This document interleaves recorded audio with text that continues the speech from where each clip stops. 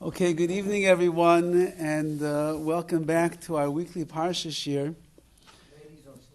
The ladies are, well, of course, the ladies are right here. And we renamed the Shir, I think we renamed the Shir to Chizuk during these times, a Chizuk through the weekly Parsha, because as we are all feeling it and as we are all watching and aware of what's going on, we all desperately need chizuk to be able to find the right ways to behave and to act and to grow during these special times in Klal Yisrael. So we're using the greatest weapon that we have, and that is the Torah, because inside the Torah there's everything that we need. Teaches us how to live, how to be a Jew, what to think about, how to think about things. So we're holding by PARSHAS CHAYEI, and PARSHAS CHAYEI in the world of Rav Pam Zecher Tzadik Livracha, PARSHAS CHAYEI was the parsha that he would speak about every year about shidduchim. This is the parsha where we find that Eliezer goes to find a wife for Yitzchak, and he shows the virtues that he's looking for in a wife: chesed, chesed, and chesed, hashgacha pratis, siyata d'shemaya. And therefore Rav Pam, who was the Rosh Hashiva of Torah V'das, would speak every year during this parsha to his bachrim about what you're looking for in a shidduch, the kind of a girl that you're looking for, what's really important, what are the real Jewish values, so on and so forth. So we'll speak a little bit about shidduchim, and then for most of you it's too late already. But we'll speak a little bit about shidduchim, and then we will get back to the main idea. If you know the parsha, you're aware of the fact that Eliezer goes on a mission. He's the servant of Avraham Avinu. He goes on a mission, and he details in advance everything that he wants to happen on this mission. He has so many details and so many things that he wants to take place in order to find the right wife for his master Yitzchak. How she has to offer the water, how she has to offer the water for the camels, how she has to do chesed, how she has to invite them in, how she should be so kind. And he says that if all of those things will take place, then he'll know that this is the right one. He'll realize that this is what HaKadosh Baruch Hu wants his master Yitzchak to marry. So he goes in, and he comes along with his camels, and the next thing you know, on cue, Rivka, the young girl, walks with the kadech, with the pitcher of water on her shoulder, and she sees Eliezer, she sees the camels, and he runs over to her, and she says, "You're thirsty? Can I give you the drink?" And he says, "Yes, thank you." And she says, "What about your camels?" Oh, bing, the light goes off in his mind, the bell rings, that's what I'm looking for. She feeds all the camels, and she takes care of them, and then everything goes exactly the way that he wants it, and he realizes this is the wife that is going to marry his master Yitzchak. He gives her the rings, he gives her the necklace, he gives her everything. He says, "We're ready to go." She says, "Okay, I just have to get my father's permission first." And she runs to her father, Besuel, and her brother Lavan, the two most wicked men in the world at the time. And he comes along as well. And Eliezer goes through the entire story once again of everything that transpired, so that they should know, and that everybody should know, that this shidduch is min hashamayim. It fell down from the heavens. So after he tells over the whole story, V'yan Lavan u'Besuel, Lavan and Besuel, the most wicked men of the generation, they answer V'yoymu, and they say, Me Hashem yotza hadavar. Everything that you have told us about this shidduch that you are explaining in front of us, Me Hashem yotza hadavar, it all came from Hashem. Leinuchol daber lecha ra. We have no right, we have no ability to speak anything bad about this shidduch. O toif, we have nothing to add that is good to this shidduch either. So the Sforno writes on these words, very unusual. You have nothing good to say. This is just a shidduch min hashamayim. You just said you have nothing good to say. So the Sforno writes like this: what does it mean that they have nothing bad to say? Says the Sforno, always when you're preparing, you see everything right in front of you. Only when you want to. Oh, here it is. Says the Sforno, Lo nuchel adaber lechara. There's nothing that we can say evil or bad over here. Levata gzerasa. We cannot be mevata, we cannot nullify the gezerah, the decree of Hashem. Even as wicked as we are and as evil as we are, and we'll try and we'll see Lavan and all of his tricks starting in next week's Parsha, we'll see what a wicked man he is. Even he said, this is clearly from Hashem. Nothing that I could do to be mevatel, to nullify the gezerah, this decree that Hashem made for such a shidduch. And Toiv, there's nothing good to add. L'kayim oisa. Hashem doesn't need us to agree to this shidduch. He doesn't need us to add anything. He doesn't need our dowry. He doesn't need our support. HaKadosh Baruch Hu has done everything miraculously and perfectly. There's nothing at all that we can add over here. So Lavan and Besuel, people that are not the biggest fans of HaKadosh Baruch Hu, not the biggest fans of Hashgacha Pratis, not the biggest fans of Kedusha, they themselves admit, Me Hashem Yatsa Hadavar, it is clear from the way that Eliezer describes all of the amazing hashgacha that took place, it's all coming from HaKadosh Baruch Hu. Says the Rabbeinu Bechaya on these words, Me Hashem Yatsa Hadavar. The shidduch has come directly from Hashem. Kloimar means to say, Hamaisim she'eru lecha moichichim. Everything that happened to you is mochiach. It proves to us that this is from Hashem. There's no other way that we can explain it. You said it should be like this, and everything happened exactly the way that you want. You walk into town, exactly the moment you walk into town, there's Rivka, and she says exactly what you want her to say, and she does what she wants you to do. It's clear to us from all of your actions, from everything which took place, it's coming from Hashem. Umikan lemadnu. From here we learn, says the Rabbeinu Bechaya, she'inyan azivuku nigzar min hashamayim. The union between a man and a woman, the shidduch that is going to be made, and that was made for many of you that are sitting here, and that will be made for the rest of you, it's nigzar min hashamayim. It is something that is decreed in the heavens. Sha'armu Chazal tell us, 40 days before the formation of the vlad, of the embryo, there's a heavenly voice that emanates in the heavens. And it says, this young girl will marry that young man. No names, but Bas Ploini, this one will marry that one, is already decreed in Shemayim. V'afilu me'ever leyam, even if they have to come from across the seas. She's in Iran and he's already in America. She's in Eretz Yisrael and he's somewhere in South America. Even if it's overseas, it's already decreed 40 days before you're even formed who a person is going to marry. It is nigzar min hashamayim. It is a decree that takes place in heaven. King Solomon said this in Mishlei. Bayis v'hoi nachlas avos. A house and riches are an inheritance that are left over by your parents. Ume Hashem isha maskeles. But a wise woman, that is something that is given to you by Hashem. Be'er HaKosov, says Rabbeinu Bechaya. How do we explain this verse? What do parents leave over to their children? The houses and money. That you can get over as an inheritance from the parents. But an amazing wife, the perfect wife. Ein koyach beyodam lahanchil oisa lehem. They have no power at all to leave over the perfect wife for their children. Ella, says the pasuk, ki me'eis Hashem tavai. It's all coming from Hashem. Your parents can give you money. They can give you a nice car. They can leave you over a big palace somewhere in the world. All of that is wonderful. But a wife, they can never give you. Because that is not an inheritance. That's a nace that was nigza, that was decreed in Shemaim, and it's coming me'eis Hashem from HaKadosh Baruch Hu himself.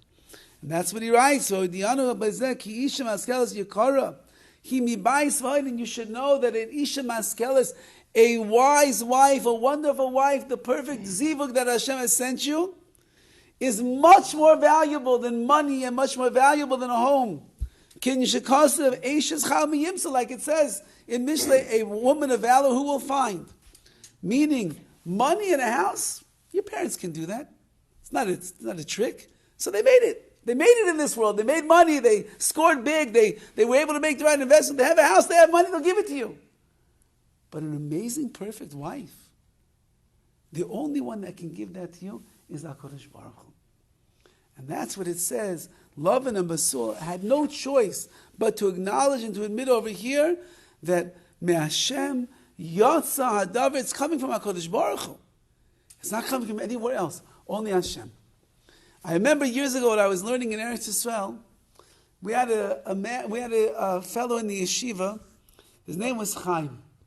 Chaim was an alter bacher, what we call an older fellow. He's an older single, and he was out of shape pretty much, and he had lost a lot of his hair pretty much, and he wasn't a catch, as we would call it. He wasn't a catch, and he was having he was a nice guy, he was a sweet guy, he was a warm guy, but when you go out on a shidduch with a girl for the first time, and you look like a schlubby kind of a guy, it doesn't always go over so well. So he was having a very hard time in shidduchim. He gets a call from the shadchan one week. She has the perfect girl for him. Okay, you have to meet her. Where we lived in Yerushalayim over there was a place called Center 1. It's right near the main bus station in Yerushalayim. And there's, tables, and young men and women would come and they would meet there for their first date. He said, you're going to go and you're going to meet this young lady, Rivka something. She'll be waiting for you over there. Okay? So he goes on the Center 1. He's looking around. He sees a lot of girls that are sitting at the table. He walks over to her. Are you Rivka? She said, yes, I am. Great. I'm Chaim. We're supposed to go out tonight. Fine. She sits down. They sit down. They have a wonderful first date. Calls the shadchan. He says, Rivka, she's a great girl. Wonderful, great girl. Well, I think we're going to go out again. Okay, wonderful. And this shadchan was not such a proactive shadchan. She kind of just sat in the background, and she said, go for it. And they go out 3 times, 4 times, 5 times. Things are going amazing. This guy's a schlubby guy. He gets this beautiful, young seminary girl. He's going wild. After about 5 dates, shadchan didn't hear from them for a while. She says, maybe I should call, make sure everything's okay. So she calls and she says, Chaim, how's it going? He said, amazing. It's really going amazing. He said, this Rivka Schwartzberger, she is just incredible. Shadchan says, Schwartzberger? No. You're going out with Rivka Rosenberg. He said, no, I'm going out with Rivka Schwartzberger. He said, no, Chaim, you're going out with... He said, whether it's the right one or it's the wrong one, this one is going. And that's exactly what happened. This guy, he was already, I believe he was 40 years old. She was something, I don't know, she was very young. And they fell in love with each other. And they got married. And they lived happily ever after. Me Hashem Yatsa Hadavar. It comes from HaKadosh Baruch Hu.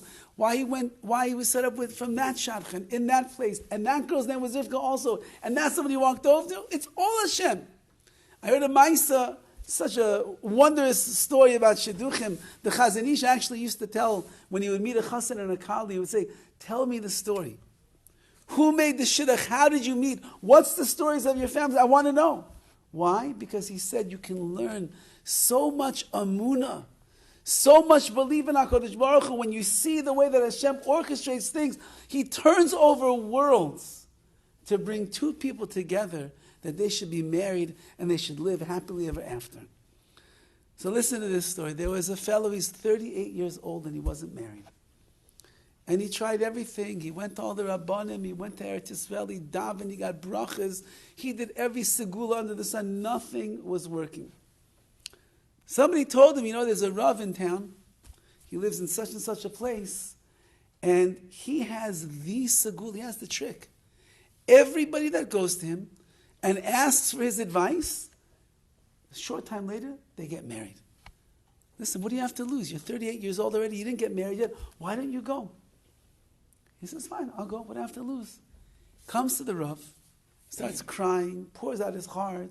Everyone's married. They're already making bar mitzvahs. The kids are getting ready for marriage. And I'm still all single by myself. What am I going to do? So the Rav says, have you ever heard of the Sefer Perek Shira? Perek Shira is a very famous work of Dovid. It seems to be possibly from Dovid HaMelech. It's all about all of the animals and the parts of the creation that sing the praises out to Hashem. So he said, yeah, I know Perek Shira. He said, okay, listen to me. For the next 40 days, you're going to say Perek Shira every single day, the whole book. But you got to say it like you mean it. You have to say it. You understand what the praises of Hashem are. You understand why the dog says this and why the wheat says this and why the sun says this. You have to say it with all your heart. And you'll see at the end of 40 days, you're going to get the call from the shadchan. Okay? Young man gets very excited. He goes to the store. He buys a Perek Shira with mefarshim, with commentary, and he starts going through it every day, and he's learning it up, and then he's saying the words, and he's crying out to Hashem. 40 days, unbelievable. He finishes saying Perek Shira for the 40th time. He sits down next to the phone, and the phone never rings. I don't understand. The rabbi said. So he goes back to the Rav. He said, Rabbi, you said if I'll say Perek Shira with all my heart, with kavanah, crying and everything's going to work. Nobody called me today. So the Rav said, it's interesting. Because it usually works after 40 days. Okay, maybe you have to break more barriers in Shemaim. Listen to me, he says. I want you to go for another 40 days. But I want you to say it with more conviction. And more meaning. And more passion, and more kavanah, and more tears, and more understanding. At the end of 40 days, the phone will ring from the shadchan with your shidduch. Okay? Takes it to heart. He goes home the next 40 days and he's saying with such gusto, with such davening, from the depths of his heart, he's crying out every single day to Hashem, praising Hashem for this, praising Hashem for that, thanking Hashem for this. 40th day, he finishes saying Perek Shira. He sits down by the phone, doesn't ring. Wait a second, Rabbi. 40 days didn't work. Next 40 days, he goes back to the Rav. And the Rav says, this is very strange. Usually it works for a person after 40 days. At least after 80 days, it's going to work. He said, listen to me. You have to do it one more time. Another 40 days, but this time like the Yomim Nerayim. Like in the Elah, every single time that you say it, you got to cry out to HaKadosh Baruch Hu from the bottom of your heart. You must have things you have to break in Shemaim in the heavens. And then, after those 40 days, Hashem is going to answer your tefillas. And so he does it. 40 more days. Pounds the heavens, storms the heavens, crying out to HaKadosh Baruch Hu, finishes on the 40th day, sits down in his room, the phone rings. Answers the phone. Shadchan. Shlomi, you're still dating, right? Yes, as a matter of fact, I am. You're 38? Yes, I am. I have the perfect shidduch for you. She's also 38. She's an amazing girl. I'll send you her resume. Take a look. Let me know what you think. He looks at the resume. Everything checks out exactly what he's looking for. They go out, I don't know, that night, the next day, 5 or 6 dates later, Mazel Tov, Chassan, and Kala. This young man is so excited. He goes back to the Rav. He said, it worked, it worked, it worked. He says, Rabbi, it's because that I became a Chassan. Please, tonight is the Vort. Come to the Vort. I want you to be there to celebrate with me. And the Rav says, okay, I'll be there. Comes to the Vort. Everybody's up in Simcha is incredible. The father of the Kala stands up to speak by the Vort. And he's so emotional, he says, I don't even know how to express my gratitude to Hashem. He said, I had 3 older daughters, 44, 41, and 38. 80 days ago, he said, my 44-year-old daughter became a kala. 40 days ago, my 41-year-old daughter became a kala. And now tonight, 40 days later, my 38-year-old daughter became a kala. I don't know how to express my gratitude to Hashem. So the Rav of Perek Shir jumps up and he says, let me tell you what's happening in this family. He said, 120 days ago, this young man came to me to say he needs a shidduch. And I told him, you got to say Perek Shir. It's going to work. And he said Perek Shir for 40 days. And that means that 80 days ago, he was finished the first round of Perek Shira. And what happened? Hashem said, well, you can't marry, you can't get engaged to your wife now.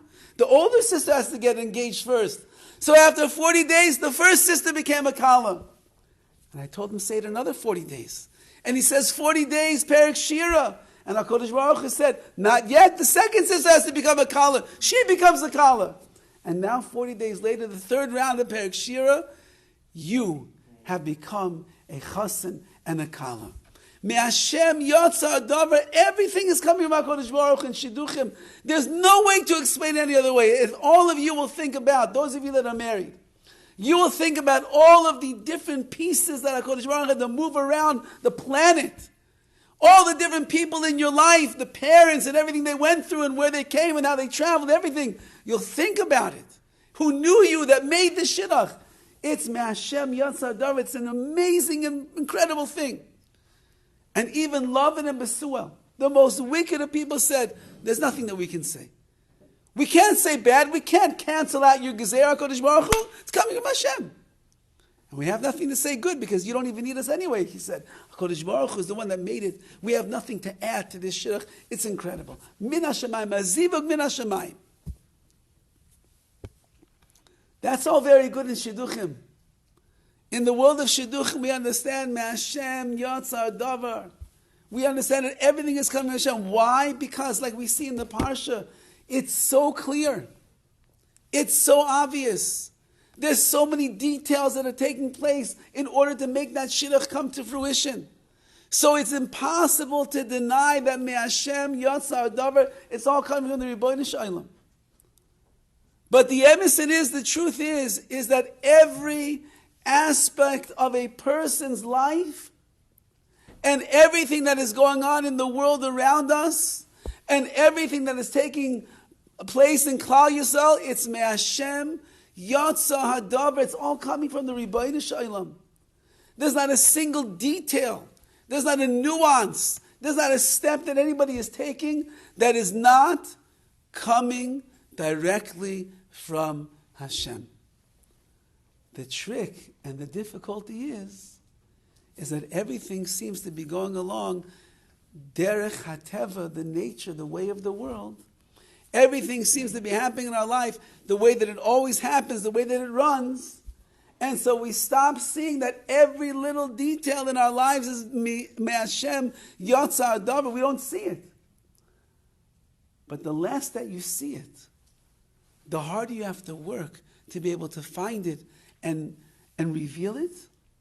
And then a person will begin to understand, as we say in the famous words of Chazal, that Hakol b'yidei Shemaim, that everything is in the hands of heaven. Chazal don't mince words. They don't exaggerate. Chazal are so careful with everything that they say. If they make a statement, that means it's 100% absolute truth. Hakol, everything that is happening in our lives, Hakol, everything that you are, everything that you go through, everything that's your life, it's b'yidei Shemaim, is in the hands of heaven. And if a person knows how to look, if they have the right glasses, if they see things in the right way, they begin to understand that Me'Hashem Yotza Hadavar, HaKadosh Baruch Hu is Geyser. He's decreeing everything in the person's life. Nothing is happening on its own. And we are living right now in revolutionary times, because I'm not sure that there could be a single Jew that is going to watch the events of world history unfolding in front of them. There's certainly not a single Jew that feels connected right now to Klal Yisrael that would not be able to admit, with all that is going on, Me Hashem Yotza Hadavar, that everything is being decreed and is coming from HaKadosh Baruch Hu. But we have to work with our eyes to see it. And if we can't see it on our own, living in a small little town like Tarzana, California, then we have to take a chizuk from those people that are seeing it on a regular, daily basis. And if you will listen to all the words that are coming out from the chayalim, from the soldiers, in Gaza, in Eretz Yisrael, on the front lines, waiting to go in, and have been in the hand-to-hand combat, you will hear them all saying in one same voice, we recognize that everything that is going on in our lives is Me Hashem, Yatzar, Dovid, it's all Hashem.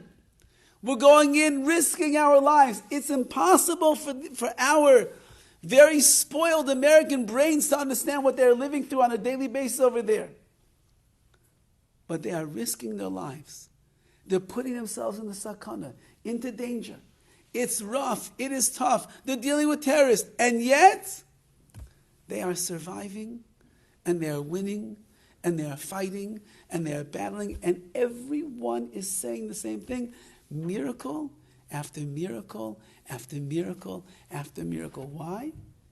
Me Hashem Yotza Hadavar. It's all coming from the Ribbono Shel Olam.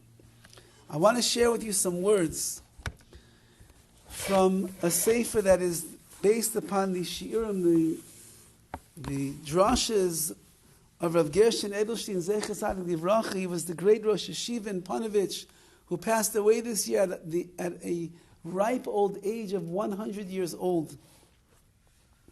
And he's talking, as you'll see in the words over here, this goes back 13 years, this drasha that he gave. But he says, Kesheroyim es hametzius ve'amatzav b'doram ha'aretz.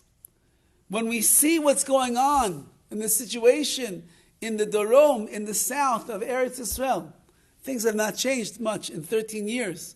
He's talking about the same thing. Zui azhara min hashamayim. It is a warning. It is a message from the heavens.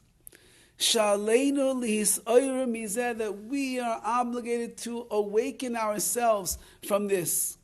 Kimo she'amru Chazal, like our sages teach us. The Gemara tells us, Ein paranios ba la'olam ela bishvil Yisrael.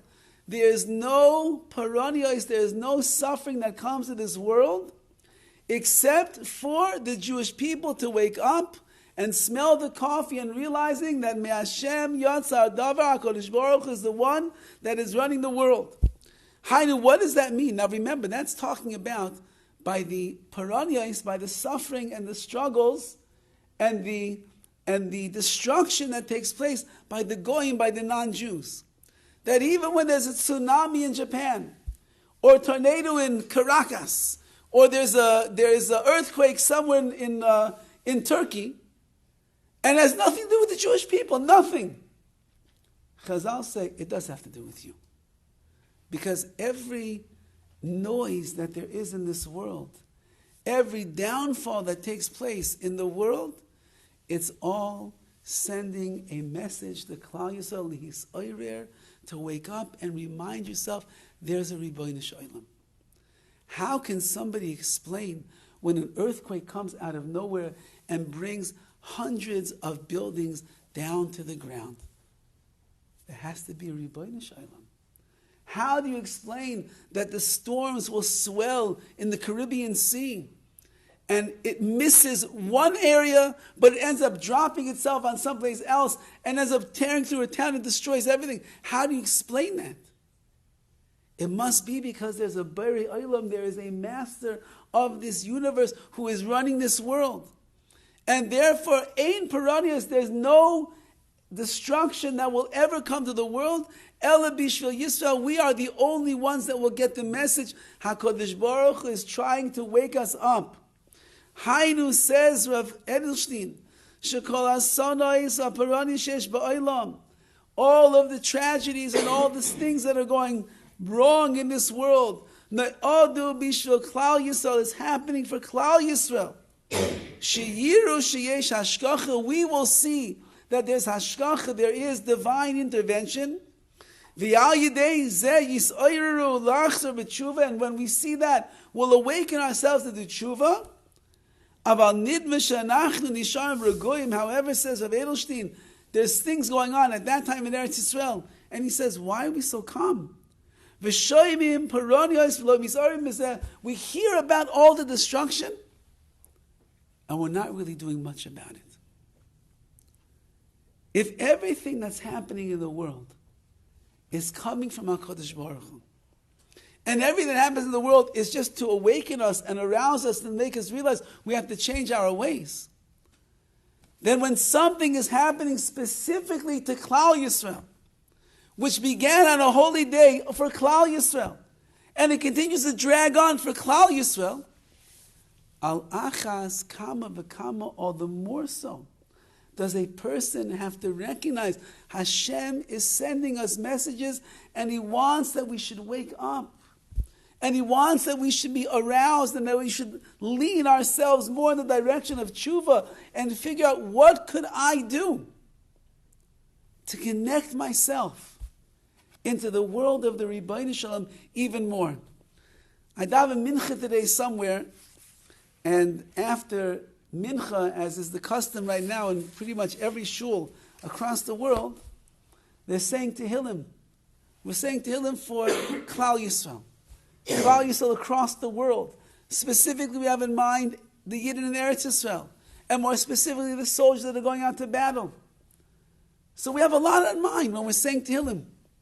So you would think to yourself that when we're saying Tehillim for these Jews that are risking their lives, or those Jews that are lost family members, or those Jews that don't have a house to go to anymore, they're living in a one-bedroom apartment, if you would think that's what we're saying Tehillim for, you'd imagine that the feelings and the emotions and the concentration and the respect of 3 minutes of Tehillim would be incredible.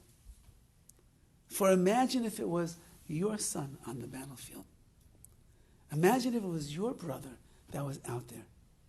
Imagine if it was, chas v'shalom, your daughter who is in captivity for 1 month already somewhere in Gaza, and you have no idea where she is. When they would say Tehillim in that shul, you would probably cry buckets and buckets of tears, and the voice would come from the deepest place in your gut as you're crying out the words of Tehillim, because you know that HaKadosh Baruch Hu is listening to every single word that you say, and He can change the course of events from the Tehillim that you are saying. So I was in this particular shul, and they were saying Tehillim after Mincha, and there were a lot of very religious people that were there. And the rabbi who was davening is leading Tehillim, and most of the people are walking around like this. And I thought to myself, and if that was your child? And if that was your brother? And that was your sister? Is that the way that we would say Tehillim? HaKadosh Baruch Hu says Rav Edelstein, everything that HaKadosh Baruch Hu brings to this world is to be ma'oras, is to waken us up and make us look at our lives, at being a Jew, at our connection with Hashem, at our connection with Klal Yisrael, to look at it in a different way than we have before the tzara, before the difficulty came. And how much have we changed over the last 30 days? I just saw the first advertisement for Pesach hotels. And I'm thinking to myself, there's a war in Eretz Yisrael.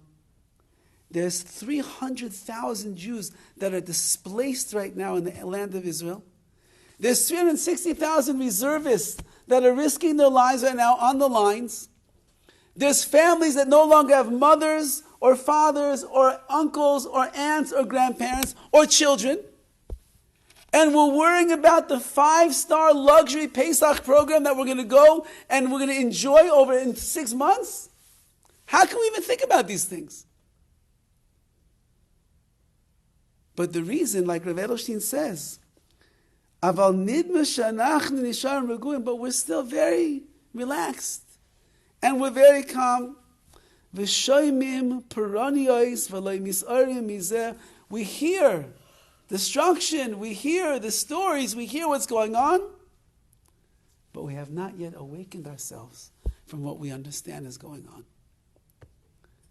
If everything that's happening is from Hashem, that means that HaKadosh Baruch Hu is sending us the messages so clearly that He wants us to understand what He wants us to do in this world. Lavan and Besul understood it. They said, we're not going to nullify this gezerah. We're not going to add anything that we can do. It's from you, HaKadosh Baruch Hu. So we have to say the same thing. Me'Hashem yatsa davar. It's coming from the Rebbeinu Shalom. And HaKadosh Baruch Hu is demanding. Right now, He's knocking on the door. Kol doidi doifek. King Shlomo Melech says, Kol doidi doifek. The voice of my beloved is doifek, is knocking on the door. Does a voice knock on the door? A hand knocks on the door. The big klopper that you have on the door knocker, that knocks on the door. Does a voice call doidi doifik? The voice of my beloved is knocking. Does a voice knock? It doesn't knock. Says Shlomo Melech, if you listen carefully and you hear the voice of HaKadosh Baruch Hu, you'll hear Him knocking on your heart. And He's knocking on all of our hearts right now. And He's asking us to step up. I just saw there's a shortage of tefillin in the world. Do you know why there's a shortage of tefillin in the world?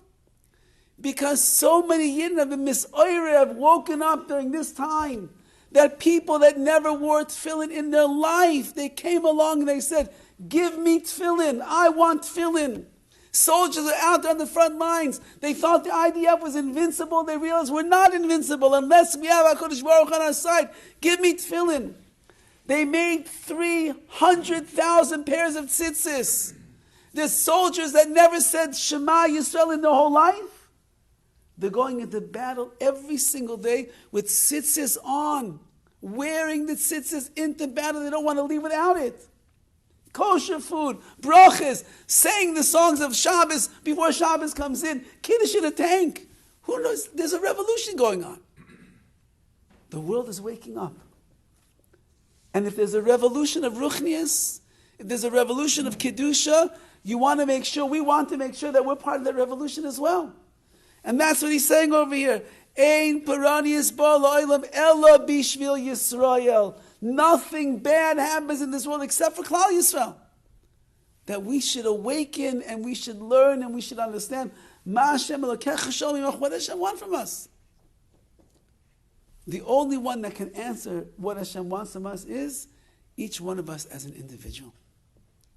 Everybody knows one area in their avodas Hashem, one area in their performance of mitzvahs, one area of weakness that needs some boosting and some support and getting stronger. Everybody knows what they have to work on. And if everybody during this time will take on one little thing that they're going to work on, that they're going to change, that's the Hisoirus. Baruch Hashem, you're putting on tefillin. Baruch Hashem, you're wearing tzitzis. Baruch Hashem, you're keeping Shabbos.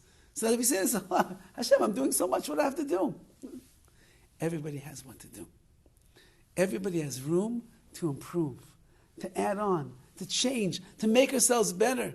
Everybody. So I told the girls in Beis Yaakov today, there's a famous thing called Machzor Lefi. Machzor Lefi is a person they accept upon themselves 1 hour that they're going to guard their mouth more than they ever do, and they're not going to speak Lashon Hara. The problem is that most people take that hour like 4 o'clock in the morning. So they're not talking Lashon Hara anyway during that time. Take that hour at a time when you know that it's hard not to say Lashon Hara. For most of us, that's like all day long. So pick any hour of the day. But sometimes there's things that you have a certain point in the day. You know that that's your weak point during the day. When you come home, you had a long day, you sit down at the table, and you're going to sit with your wife and have dinner, and you heard there's a halacha that says when you have to blow off steam, you can just rant and rave all the Lashon Hara that you want in the world. Is that really so true? Is that really what the halacha says? Toelis. There's toelis. It's a benefit if I say Lashon Hara to me. Is it really so true? It's not so simple like that. So maybe you have to take on the hour of dinner time. At dinner, I'm not going to speak Lashon Hara. Do you know what a schus that is for Klal Yisrael? Do you know what a schus that is for you? For your marriage, for your family, you know what a schus that is? It's gigantic.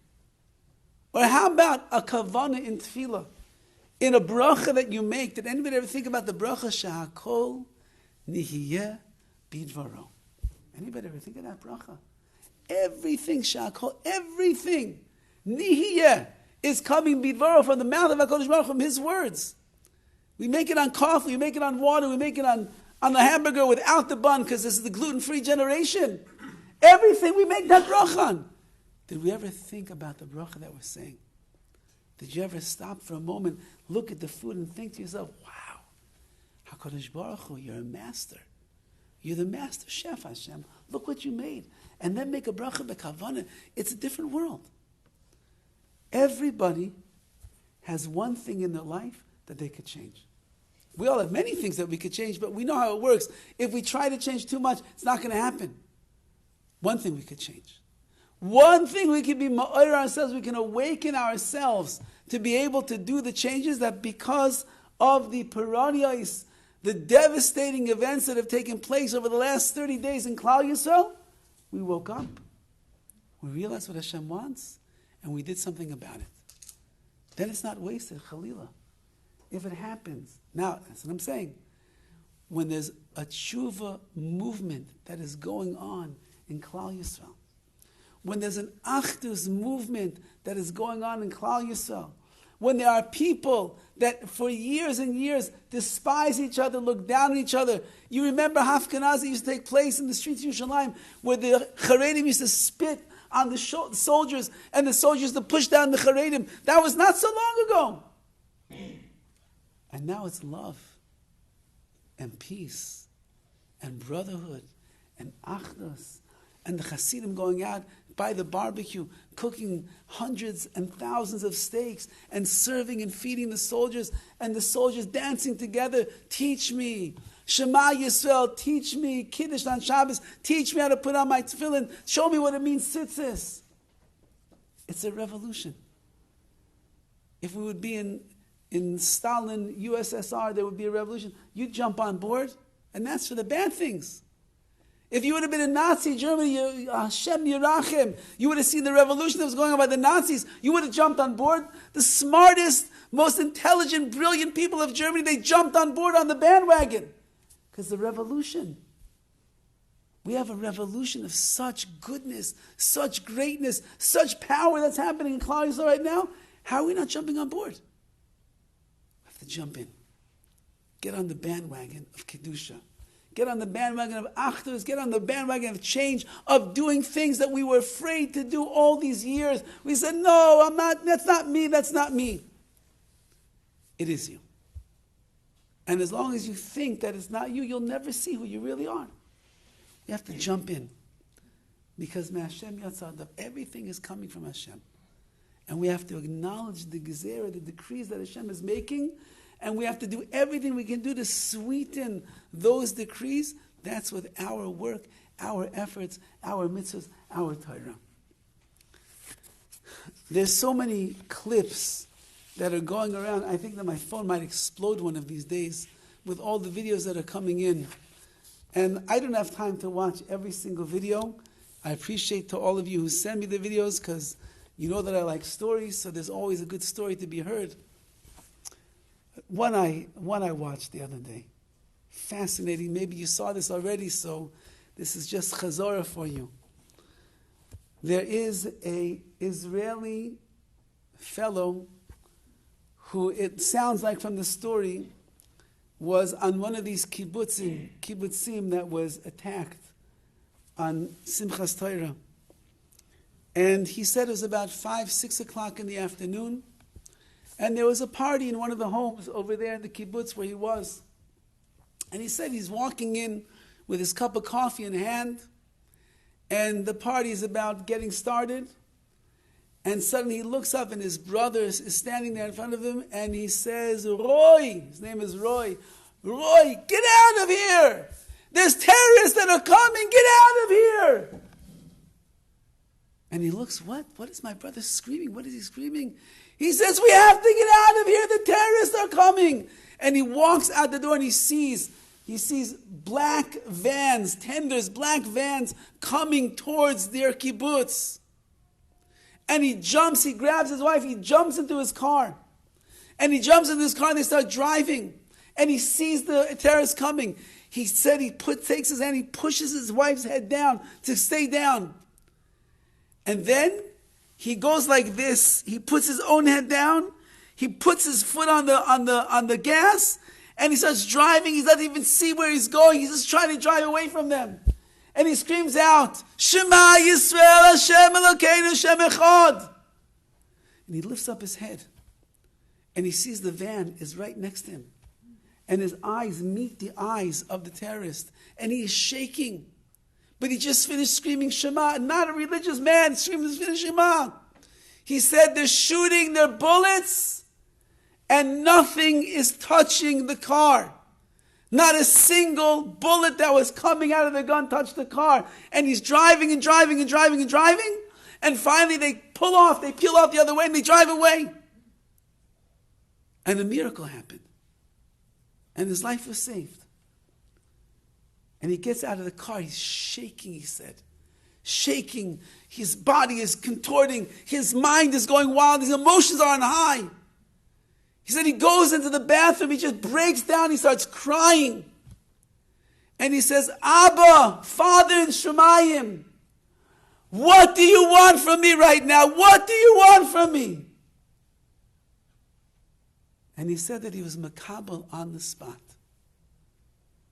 That if you save my life, HaKadosh Baruch Hu, you must want something from me. I'm going to start keeping Shabbat. And he's giving over this story in a public gathering. He's wearing a black yarmulke like this on his head. He's shaking and he's crying. And he says, Baruch Hashem, my wife and I have kept Shabbos for the last 2 weeks. We got the hot water urn, we got the plata, we got the hot plate. He said, I come home and I tell stories to my children about Shabbat that I'm learning in books. And he said, if HaKadosh Baruch Hu kept me alive, he must want something from me. And he says, Bezrat Hashem, my wife and I have just begun our path of Yiddishkeit. And we're going to keep going. He said, my whole life, I was afraid of religion. Imagine a man grows up in the land of Israel. Because of all of the propaganda that he heard and all of the sinas chinam that he heard, he was afraid of religion. He says, Baruch Hashem, achshav, now, I'm not afraid. I'm embracing religion, and I love it. So, we didn't go through such a traumatic experience. Maybe that's why we're still walking around when we're saying to them,